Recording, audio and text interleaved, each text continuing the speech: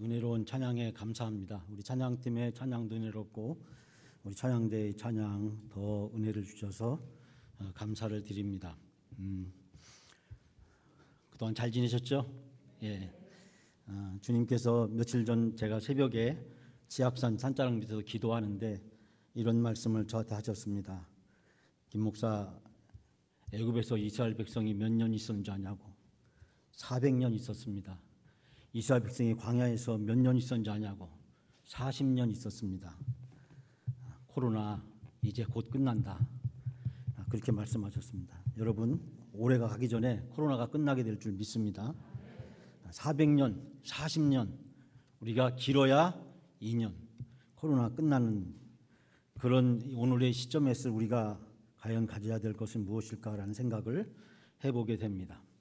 저는 오늘 말씀을 전하면서 여러분들에게 함께 나누고 싶은 것은 여러분 오늘 오전에 목사님 설교 때 은혜 많이 받으셨죠?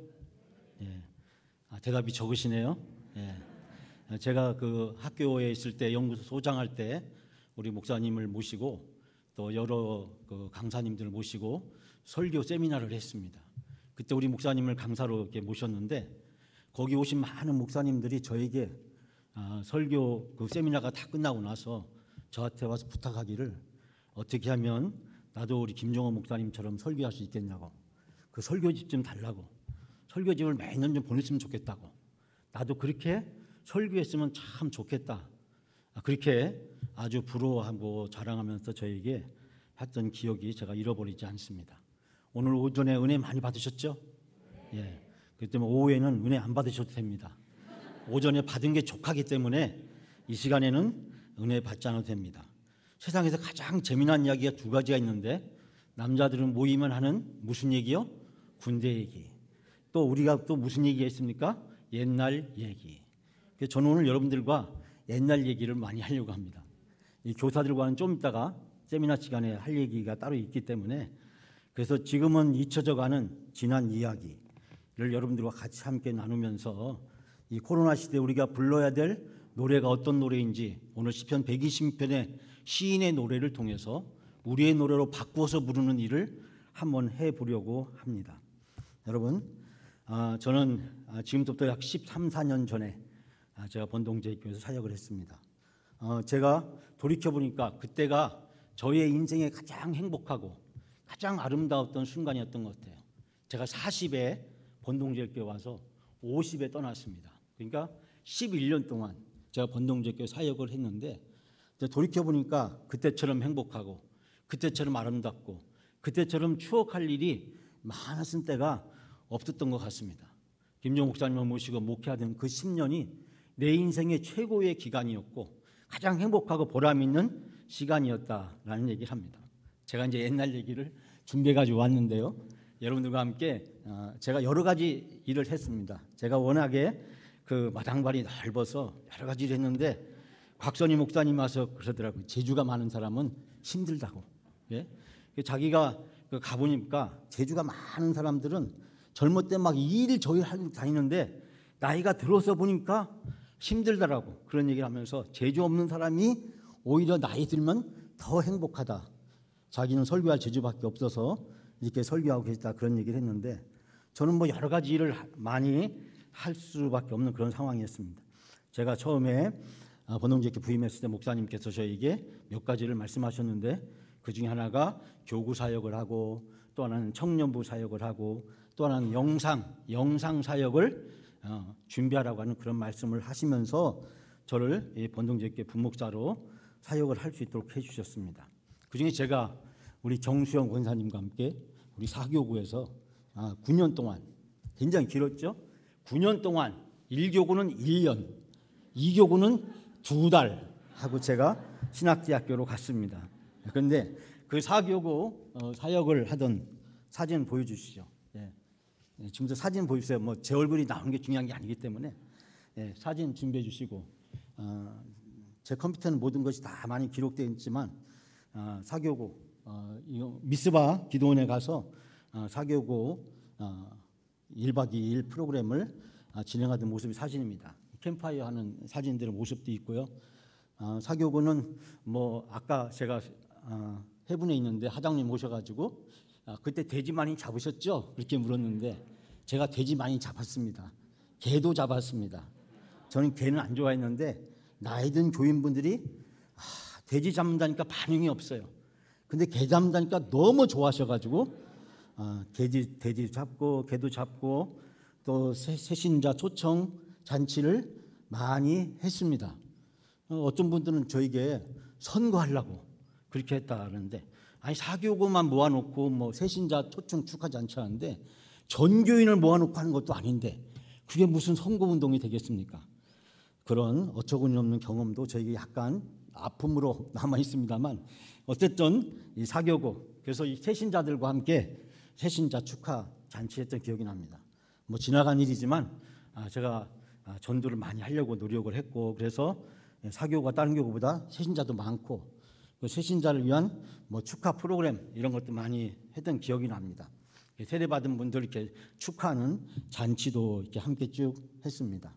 9년 동안 사교육분들이 너무 미안했던 거는 제가 사교육에 전념을 하지 못했습니다. 왜냐하면 청년부도 해야 됐고 또 영상도 하고 문화센터도 하다 보니까 사교육을 잘 못해서 할 수가 없어서 제가 구역장들을 다 훈련시켜 세워가지고 그분들이 제 대신 다 하게 만들었고 우리 정성훈 사님 그때 참 고생을 많이 하셨는데 그때 구역장님들 지금은 세상을 떠나신 박계자 권사님부터 시작해서 여러 권사님들이 잘 도와주어서 사교구에서 하여간 돼지 잡고 개 잡고 하는 일들 그러나 새신자 초청 축하하기 위해서 했던 기억이 납니다.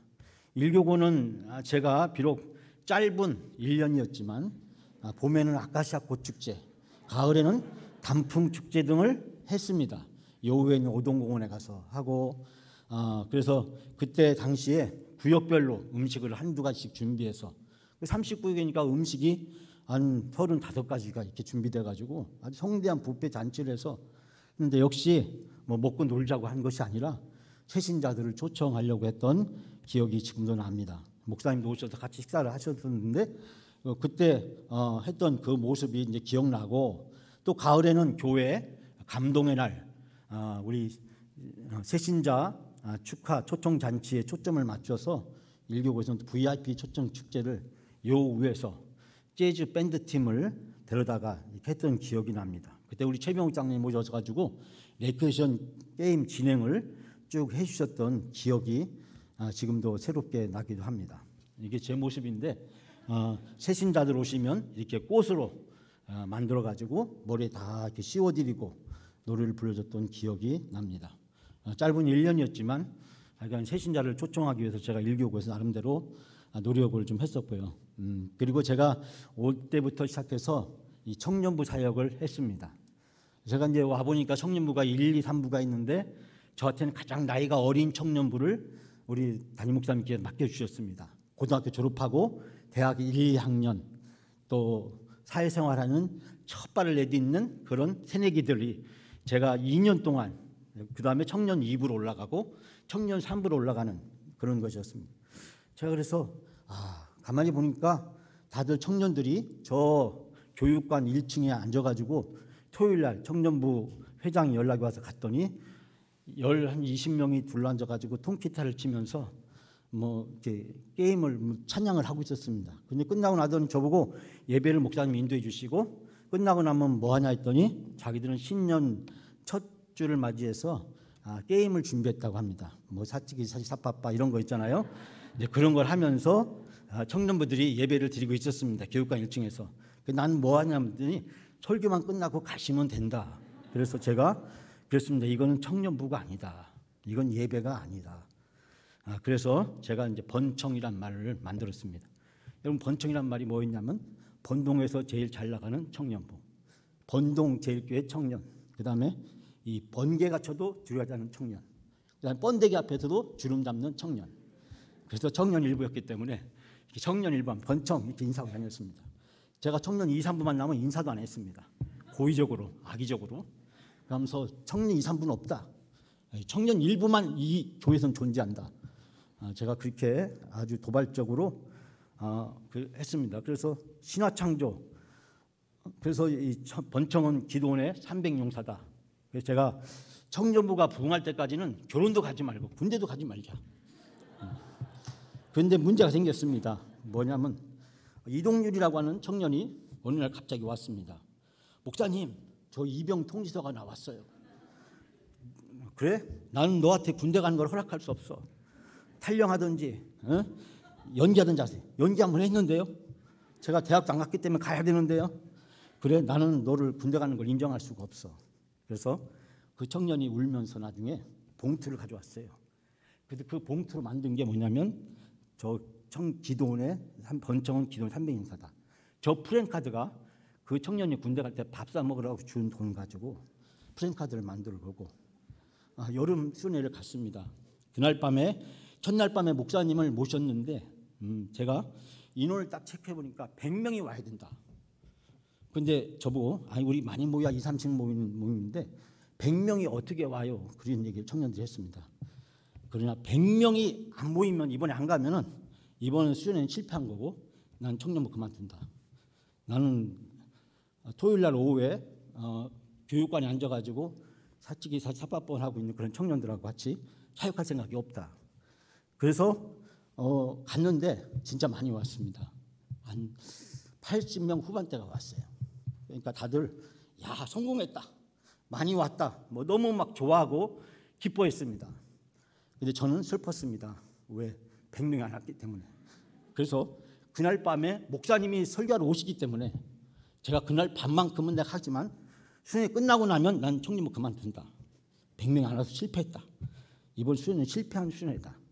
근데 그날 밤에 목사님과 함께 청년들이 직장에서 퇴근하고 왔습니다. 그래서 100명이 딱 넘었어요. 그래서 결국 청년부를 계속 하게 됐습니다. 그러면서 청년부가 이제 부흥을 하게 됐는데 목사님께서 배려를 해 주셔서 청년을 3개를 2개로 다시 청년 하나를 합치면서 그때 새로운 표어를 만들었습니다. 그 표어가 뭐냐면 본당을 향하여. 그랬더니 어떤 청년이 저한테 하는 말이 목사님 비전이 어떻게 본당을 향해 가는 것이 청년부의 비전이 될 수가 있습니까? 제가 그랬습니다. 교육관에 드리는 예배는 예배가 아니다. 여러분들이 앉아가지고 드리는 예배는 예배가 아니다. 찬양팀을 만들고 함께 예배하면서 청년부가 부흥하게 됐는데 그때 목사님께서 우리 대학에 다니는 모든 학생들이 장학금도 주시고 또 필리핀에 단기 선교를 갔는데 50명이 갔습니다. 50명. 제가 나중에 그 고직한이라고 유명한 그 청년 사역자들 단체에 가서 50명 단기 선교 갔다 왔더니 나보고 제정신이냐고. 단기 선교는 한 10명, 5명에서 20명 이하로 가는 게 단기 선교지 50명씩 가는 게 무슨 단기 선교냐. 사실 50명 가서 엄청 고생했습니다. 너무너무 고생했는데 그때 이 필리핀 단기 선교 우리 이현우 장로님 청년부 부장으로서 아주 그때 수고가 참 많으시고 헌신을 많이 했습니다. 근데 이 오면서 큰일이 생겼습니다. 청년들이 그만 쇼핑하다가 시간을 놓쳐가지고 비행기를 못하는 청년이 나오게 됐습니다. 근데 마침 선교사님 딸이 그날 아침에 컵라면 먹다가 화상을 입어가지고 선교사님이 또 집에를 갔습니다. 그 사이에 필리핀 운전기사들이 저희들을 필리핀 항공을 저희들은 타고 가야 되는데 외국 사람이니까 외국 터미널에다 데려다 줬어요. 여기서 저기 우리 수역 정도 되는 그만한 그 정도 되는 거리였는데 그래서 그곳에서 선교사님의 전화가 왔어요. 지금 어디 있냐? 공항에 있다. 공항이 안 보인다. 왜 공항인데 왜 그러냐? 선교사님 어디 있냐? 알고 봤더니 공항이 떨어져 있는 거예요. 그때부터 짐을 들고 50명이 뛰기 시작했습니다. 그런데 여러 명이 오지 못했어요. 이분들이 못 오신 분들입니다. 그래서 공항에 왔는데 이미 너무 기다려도 안 지나니까 1시간 이상 지나니까 할 수 없이 표를 딴 사람한테 팔기 시작했어요. 그래서 결국 못 왔습니다. 그래서 귀국하는 분위기가 초상집 분위기였습니다. 막 울고 늦게 온 자매들 제가 이름을 얘기하지 않겠습니다만 김모모 자매, 박모모 자매 그 쇼핑에 늦게 와가지고 결국은 자기들이 비행기를 못 타게 됐다. 자기들이 남겠다. 남겠다고 나머지나요? 비행기 티켓 발급 순서대로 나가는 거지. 결국은 청년들을 다 모았습니다. 저는 공항에 왔는데 한국에 와서 목사님 얼굴을 뵐 수가 없었어요. 고개를 숙이고 있었습니다. 주일날 교인들 얼굴을 뵐 수가 없었어요. 왜? 필리핀에 청년들을 때려놓고 왔으니 내가 남았으면 좋은데 남겠다 하니까 안 된다는 거예요. 예?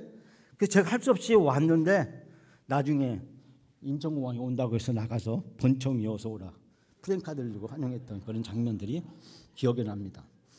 또 그 후에 이제 선교를 줄여가지고 15명씩 줄여서 태국을 갔습니다. 부채춤을 추어야 되는데 부채춤을 출 자매가 없어요. 그래서 형제들이 우리 교인들이 준 여자 한복을 입고 부채춤을 추었습니다. 그때 그 예수전도단 선교사님이 저에게 그런 얘기했어요. 목사님, 내가 지금 10몇 년 동안 이 선교 사역을 하고 있는데 형제들이 여자 한복 입고 부채춤 춘 거는 이 번동제교가 처음입니다. 그랬던 기억이 지금도 새록하게 남습니다. 번청에서 새청으로 이제 바뀌어가면서 청년부는 새로운 전환점을 이제 맞이했던 기억이 나고요. 또 제가 했던 사역 중에서 목사님이 저에게 하라고 했던 사역이 바로 영상 사역, 인터넷 사역, 또 교회가 리모델링 하면서 그 리모델링 맡아서 하는 것, 또 카페를 만드는 것. 당시 그때 목사님 목회 주제가 뭐냐면 새하늘과 새 땅이었습니다. 그래서 새 땅이라고 하는 이름을 정했습니다. 그때는 몇몇 분들이 하는 말이 새 땅이 뭐냐고, 카페가 좀 우아하고 세련되게 해야지. 그래서 그러냐고 굉장히 고민했는데 새 땅 하나밖에 없는데 어디나 좋으냐고, 로덴나무처럼 뭐 널린 거 해야 되겠냐고. 그래서 새 땅 사역을 하면서 했는데 문제가 생겼습니다. 주일 빼놓고 사람들이 아무도 안 오는 겁니다. 그래서 어떻게 하면 사람들을 오게 할 수 있을까? 그래서 여러 봉사자들을 세워서 함께 이제 훈련도 하면서 강북 열린 문화센터를 시작하게 되었고, 당시에 우리 동네라고 하는 뮤지컬도 하고 지역에 있는 많은 분들도 초청해서 하기도 했었던 기억이 납니다. 문화센터 여러 가지 했는데 아주 지금 생각해보면 황당무계한 일을 많이 했습니다. 저 식당 지하에서 요리 강좌를 했습니다. 오석훈이라고 왔는지 모르겠는데 그 청년이 당시에 셰프였습니다. 그래서 제가 이제 셰프한 지 얼마 되지 않는 오석훈 형제한테 이번에 문화 강좌하는데 요리 강좌를 하고 싶다고. 어디서 하는데요? 저 지하 식당에서 하면 돼. 도구가 뭐 가지고 있는 거야. 아니, 후라이팬하고 브루스타하고 가져오라고 하면 돼. 제가 뭘 해야 되는데요? 너는 스테이크, 파스타, 뭐 이런 샐러드 이런 거, 스프 어떻게 만드는지 네가 준비해서 하면 돼. 그래가지고 결국 문화센터 광고를 하고 한 30-40명이 이렇게 모였습니다. 여기 사모님도 보이시죠? 사모님도 이제 오셨는데 다 낚여가지고 할 수 없이 이렇게 다 오셨어요. 그런데 이 오석훈이라고 하는 청년이 강좌를 진행하는데 진행을 못하는 거예요. 왜? 한 번도 해본 적이 없는 거예요. 두 번째는 거기 아줌마들이 마이크도 없이 아무것도 없는 데서 식당에서 보세요. 식당 그 식탁에다가 지금 각자 자기가 가져온 브루스타에다가 후라이팬 놓고서 지금 옆에서 하는데 못하는 겁니다. 제가 옆에 있다가 오석훈 형제 옆에 있다가 제가 옆에서 PD를 했습니다. 이런 때는 올리브 오일을 이렇게 두르는 거죠. 이때는 뒤집으면 되는 건가요? 이때는 몇 초 동안 익혀야 되나요? 그런 얘기를 옆에서 하면서 땀을 닦아 줘가면서 제가 누가 강사인지 모르는 그런 요리 강좌를 했던 기억이 납니다. 뭐 조건과 상황이 맞지 않았어요. 뭐 피아노 강좌도 했는데 뭐 교육관 이방 저방에 한 명씩 놓고 강사가 오락내락 하면서 또 컴퓨터 강좌했는데 저 PC방 가서 PC방을 빌려가지고 아침에 했는데 강사가 몇 달 못 지나서 병났습니다. 뭐 그런 강좌를 했던 기억도 나고요. 또 우리 교회의 오랜 수건이 경로대학이었습니다. 연말 정책당회 때마다 늘 경로대학 다른 교회 다 하는데 우리 교회 어떻게 하나. 근데 목사님이 저에게 말씀하셔서 제가 강북 경로문화대학을 하게 되었습니다. 문화센터에 오는 수많은 강사들을 그냥 돌리니까 강사를 세우니까 그냥 순식간에 해결돼서 강북 경로문화대학을 하게 되었습니다. 그래서 어르신들을 수요일 날 모여서 하고 또 뭐 복골 캠프장 가서 사교구 했던 것처럼 돼지 잡고 개 잡고 또 그런 일을 또 하면서 어르신들을 섬겼던 기억이 납니다. 또 이 본당 지금 몇 층인지 5층인가요? 거기에 청년부실 옆에 컴퓨터실을 만들어서 당시 컴퓨터 교육도 하곤 했습니다. 또 어린이들 다니면서 여러 군데 다니면서 프로그램을 많이 했습니다. 다니엘 영재 비전 스쿨이라고 해서 했는데 최은숙 집사님이나 여러분들이 많이 수고해 주셔가지고 뭐 헤이리부터 시작해서 용산 전쟁기념 박물관, 각종 미술 전시 박람회 이런 것들, 백화점에서 가장 럭셔리로 꼽는 강좌들을 카피해가지고 많이 학생 이 동네 어린이들에게 꿈과 소망을 주려고 했던 기억이 납니다. 옛날에 이 정도로 해야 될 것 같아요. 제가 얘기하면 끝이 없을 것 같아서 저는 여러분이 기도해 주시고 또 우리 목사님이 잘 이끌어 주셔서 제가 학교 12년을 마치고 지금은 한국성경사역연구원이라고 하는 연구소를 하고 있습니다. 제가 전에 뭐 총회연구소도 했고 또 한국계 목회전략연구소라고 제가 개인적으로 또 연구소를 했는데 요즘은 혼자 하는 연구소를 작년서부터 준비를 하면서 완메시지 바이블이라고 하는 그래픽 바이블을 지금 집필하는 과정에 있습니다. 뭐 저에 대한 뭐 여러 가지 제가 많은 일을 해왔는데 현재는 제가 치악산 명성수양관에서 섬기면서 이 연구소에서 집필하고 하는 일들을 하나씩 준비하고 있습니다. 치악산 산자락 밑에서 하고 있는데 얼마나 좋은지 모릅니다. 코로나 때문에 아무도 오지 않기 때문에 그곳에서 혼자 기도하면서 산책하면서 이게 굉장히 뭐 하나님과 늘 기도하고 늘 또 성경을 또 읽으면서 또 연구하면서 시간들을 보내면서 어떻게 하면 이 4차 산업혁명 시대 앞으로 미래 사회에서 가장 중요한 것이 뭘까? 제가 여러 가지를 많이 해봤는데 제가 뭐 영상도 해보고 문화센터 또 총회에서 제가 30년 동안 교회학교 강사 또 청년 목회 또 목회전략연구소 총회연구소 하면서 제가 목회자들 세미나 다 했는데 이거 다 지나가는 거고 영원한 것은 제가 성경밖에 없다. 그래서 제가 성경을 연구하고 가르치는 일을 쭉 해야겠다 싶은 생각이 들어서 지금은 여러분 보다시피 아주 현란하지만 한 장의 성경을 다 넣어서 또 하나의 메시지로 성경을 설명하는 일들을 쭉 작업을 진행하고 있습니다. 제가 성경을 보니까 성경은 뭐 크게 두 가지잖아요. 구약과 신약, 왕의 이야기와 왕의 아들 이야기. 성경은 크게 뭐 제가 그러니까 5가지로 딱 나눠지고 구약에서는 왕의 이야기, 또 인생 이야기, 포로 이야기 17, 57. 그래서 구약은 39권이고 신약은 4, 복음서, 예수님 이야기, 23, 서신서, 예수님 이야기로 되어 있더라고요. 그래서 성경을 어떻게 하면 쉽고 단순하고 명확하게 사람들에게 설명할 수 있을까라는 것에 관심을 두고 연구를 하고 있습니다. 그런 점에서 오늘 시편을 보면 시편은 바로 이 시가서 속의 하나이죠. 이 시가서 5권은 인생 이야기입니다. 자, 역사서 10권이 바로 신앙 이야기를 한다면 이 시가서 5권은 인생 이야기. 그 중에서 시편은 바로 예배 자료집입니다. 우리가 어떻게 하면 우리 인생에 있어서 하나님께 예배할 수 있을까? 그 예배를 도와주는, 그래서 시편은 크게 3가지로 되어 있죠. 앞부분에는 기도와 그리고 중간에는 말씀과 끝에는 찬양으로 되어 있습니다. 우리 예배가 뭘로 되어 있죠? 기도와 말씀과 찬양으로 되어 있습니다. 그래서 이스라엘 백성들은 시편을 가지고 하나님 앞에 예배를 드렸습니다. 예배 자료집입니다. 레위기가 예배 지침서라고 한다면 시편은 우리가 예배를 어떻게 드려야 되는지를 자세히 가르쳐주고 있습니다. 지금 우리는 어떤 상황에 처해져 있습니까? 팬데믹, 뭐 코비드19 여러 가지 표현으로 쓰는 시대를 우리가 살아가고 있습니다. 좀 더 교사들과 함께 깊게 나누겠습니다만 우리는 4차 산업혁명 시대라고 하는 시대를 살아가고 있습니다. 여러분, 이 시대가 금방 지나가게 될 줄 믿습니다. 코로나 금방 끝납니다.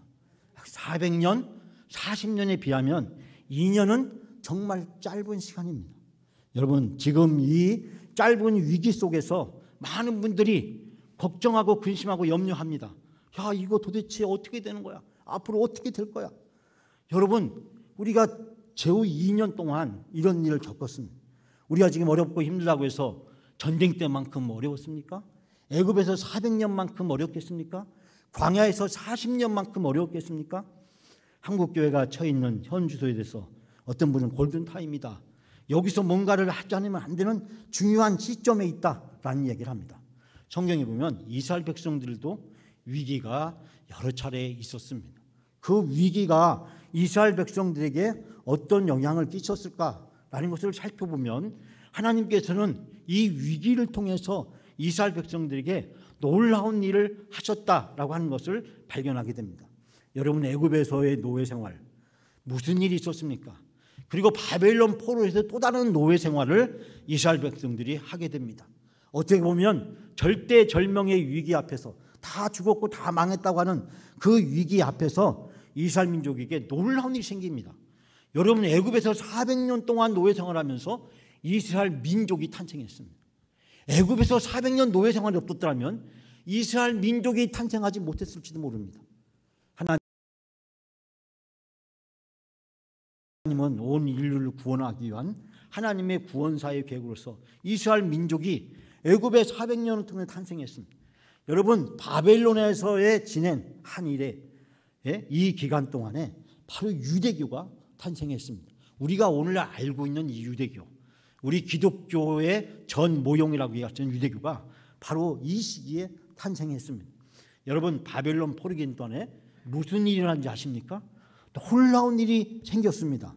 그것은 바로 이스라엘 백성이 성전 중심에서 회당 중심으로, 제사 중심에서 예배 중심으로, 재물 중심에서 말씀 중심으로, 의식 중심에서 교육 중심으로 바뀌면서 세계에서 가장 강력한 민족 유대인이 유대교가 탄생하게 된 것입니다.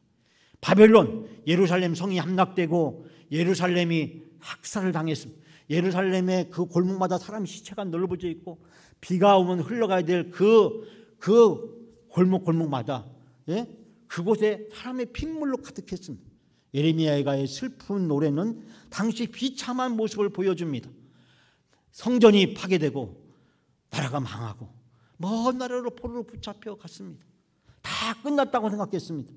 여러분, 근데 바로 이때 하나님은 위대한 인물들을 탄생시키셨습니다. 그 위대한 인물을 통해서 바벨론 포로기에 세계 그 어느 민족보다도 더 뛰어나고 더 위대한 유대 민족이 태어나게 된 것입니다. 느헤미야, 에스더, 모르드게, 그리고 다니엘의 세 친구들, 이 바벨론 왕국을 주름잡았던 위대한 지도자들, 바로 유대인 출신이었습니다.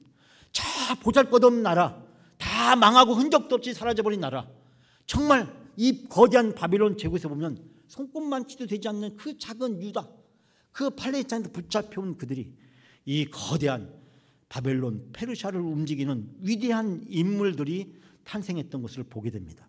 어느 시기에? 바벨론 포로 시기에 이스라엘 민족이 다 망하고 다 끝났다고 하는 그 절망의 끝자리에서 하나님은 놀라운 일을 하셨습니다. 여러분, 노래방 가서 망신을 당하지 않으려면 뭐가 있어야 된대요? 제가 전에 교회에서 문화센터를 하면서 추석 때 고향 못 가는 분들을 위해서 추석 한가위 주민 초청 잔치를 했습니다. 정말 지금 생각해보면 무모하고 어리석은 그런 일이었습니다. 왜냐하면 교인들을 또 고향도 못 가게 만들고 그러면서 이 음식도 준비하고 뭐 도전 차차차 뭐 이런 것도 막 하고 조건은 뭐냐면 절대 찬송가는 안 된다. 찬송가 말고 다른 걸 불러야 된다. 여러분, 노래방 가서 망신 안 당하려면 18번이 있어야 된답니다. 그렇죠? 18번. 여러분의 노래의 18번은 뭡니까? 저는 여러분 다시 묻고 싶습니다. 여러분이 찬양할 때 여러분 찬양의 18번은 뭡니까? 여러분이 이 다음에 여러분이 천국 갈 때 불러줬으면 좋겠다 싶은 여러분의 18번 곡은 뭡니까?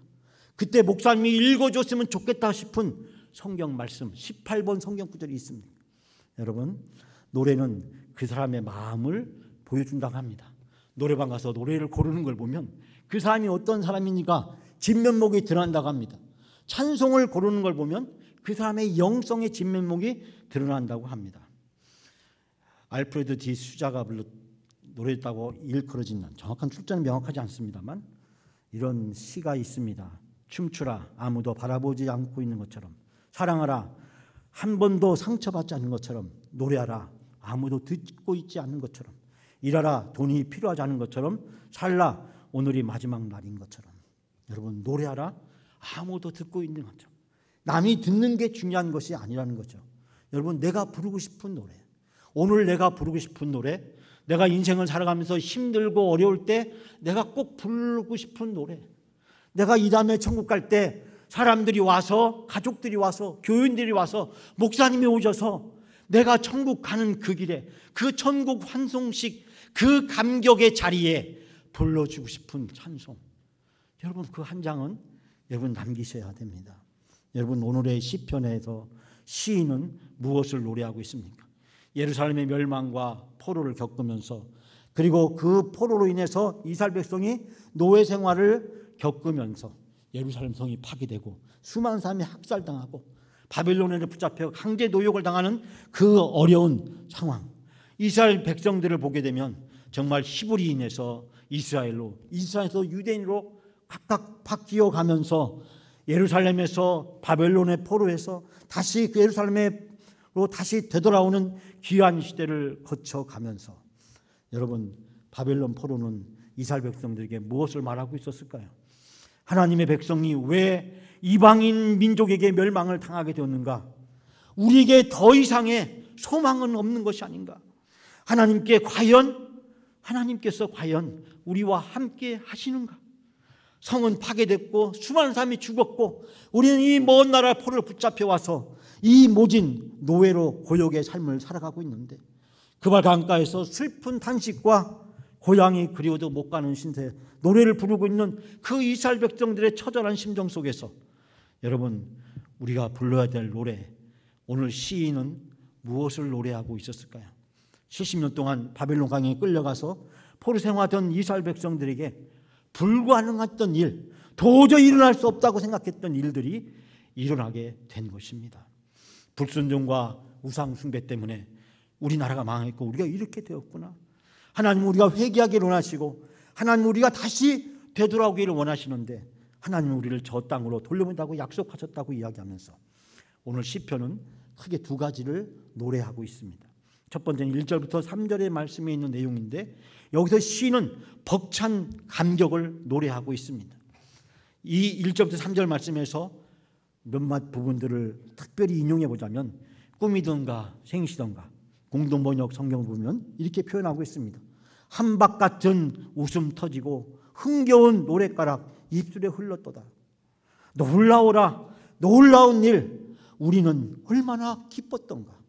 여러분, 시인이 이 벅찬 감격과 환희에 차서 부르고 있는 이 시인의 노래는 바벨론 포로에서 모든 것이 끝났다고 생각하는 그 절망의 끝자리에서 하나님이 다시 예루살렘으로, 시온으로 되돌아오게 주셨을 때 그 고향을 돌아가는, 시온을, 예루살렘을 향해서 가는 이스라엘 백성들의 그 벅찬 감격과 환희를 노래하고 있습니다. 그리고 4절부터 6절까지 말씀은 아직도 돌아오지 못하고 바빌론에 남아있는 자기 동족들을 향한 시인의 안타까운 마음을 노래하고 있는 것을 보게 됩니다.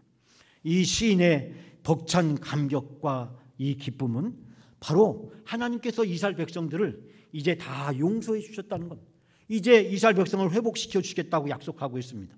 1절과 4절에 보면 쉐부트라고 하는 히브리 단어를 소개하고 있는데, 이것은 단순히 포로로부터 되돌아온다라는 뜻을 넘어서서 하나님이 우리들이 영원히 누릴 수 있는 번영으로 회복시켜 준다는 것을 약속하고 있습니다. 즉 번영과 형통은 하나님의 축복과 은혜로 주신 것임을 바로 시인은 여기서 고백을 하고 있습니다. 즉 시인이 이런 벅찬 감격과 기쁨을 가지고 노래할 수 있게 된 것은 바벨론 포로로부터 고향에 되돌아오게 된 것입니다. 불가능한 일이 이루어진 것입니다. 꿈이든가 생시든가 그런 일이 지금 일어난 것입니다. 근데 그것은 내 노력이나 헌신의 결과가 나온 것이 아니라 하나님이 주신 은혜요 선물이라고 하는 것입니다. 여기서 이 기쁨이라는 히브리 단어 리나는 무려 2절과 5절과 6절 세 번이나 반복해서 사용하고 있는데, 그것은 하나님께서 이 일을, 큰 일을 행하셨다. 하나님이 행하신 크신 일, 그 일이 얼마나 놀라운 것인가를 시인은 벅찬 감격과 기쁨과 환희로 노래를 하고 있는 것을 보게 됩니다. 그러면서 시인은 내가 이런 벅찬 감격과 기쁨과 환희에 빠져서 내가 이렇게 노래를 부르고 있지만, 그러나 아직도 저 바벨론 그발 강가에서 고향에 되돌아오지 못하고 있는 자기 동족들을 생각할 때 가슴이 미어지는 심정을 가지고 노래합니다.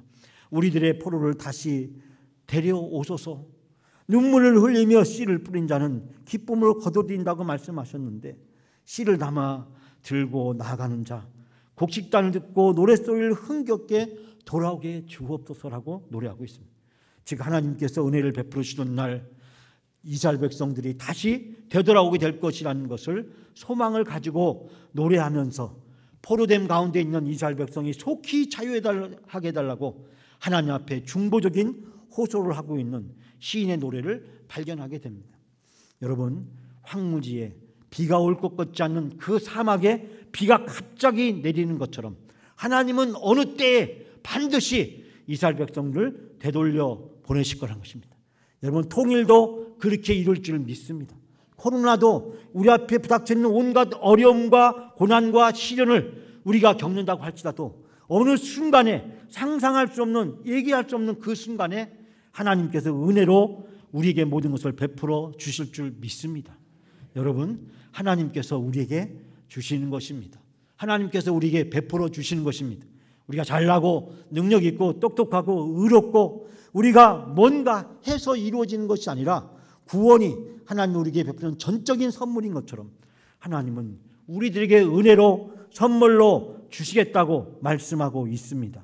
오늘 시인은 이 노래를 통해서 고백합니다.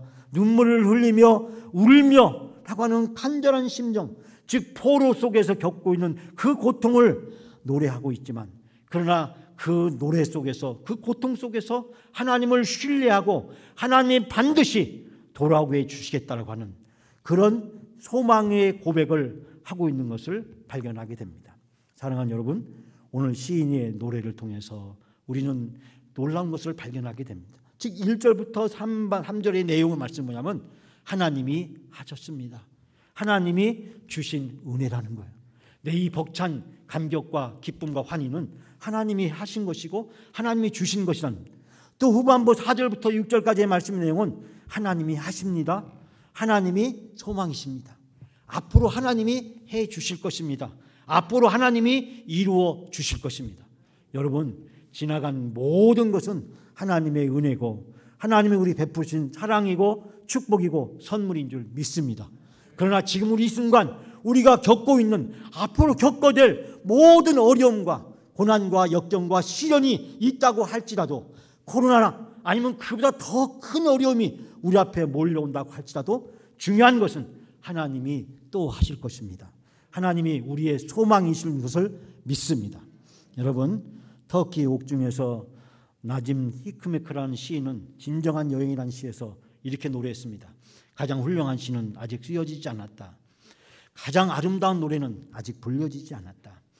최고의 날들은 아직 살지 않은 날들. 가장 넓은 바다는 아직 항해되지 않았고 가장 먼 여행은 아직 끝나지 않았다. 불멸의 춤은 아직 추워지지 않았으며 가장 밝게 빛나는 별은 아직 발견되지 않은 별. 무엇을 해야 할지 더 이상 알 수 없을 때, 그때 비로소 진정한 무엇인가를 기대할 수 있다. 어느 길로 가야 할지 더 이상 알 수 없을 때, 그때 진정한 여행의 시작이다. 여러분, 우리 앞에 어느 길로 가야 할지 더 이상 알 수 없을 때, 사망의 음침한 골짜기 한 복판에 있을 때, 코로나19의 이 어렵고 힘든 상황이 우리로 하여금 많은 절망과 아픔과 고통을 내몰고 있다고 할지라도, 이런 상황 속에서 너무 캄캄해서 아무것도 보이지 않아서 내가 어느 길로 가야 될지 알 수 없을 때, 이 시인은 그렇게 노래합니다. 진정한 여행의 시작이라고. 여러분, 이 시인의 노래를 나의란 말을 나를로 한번 같이 한번 읽어볼까요? 다 같이 한번 읽겠습니다. 시작. 가장 훌륭한 나의 시는 아직 쓰여지지 않았다. 가장 아름다운 나의 노래는 아직 불려지지 않았다. 나의 최고의 날들은 아직 살지 않은 날들. 나의 가장 넓은 바다는 아직 항해되지 않았고 나의 가장 먼 여행은 아직 끝나지 않았다. 나의 불멸의 춤은 아직 추워지지 않았으며 나의 가장 밝게 빛나는 별은 아직 발견되지 않은 별. 무엇을 해야 할지 더 이상 알 수 없을 때, 그때 비로소 나는 진정한 무엇인가를 할 수 있다. 내가 어느 일로 가야 할지 더 이상 알 수 없을 때, 그때가 진정한 여행의 시작이다.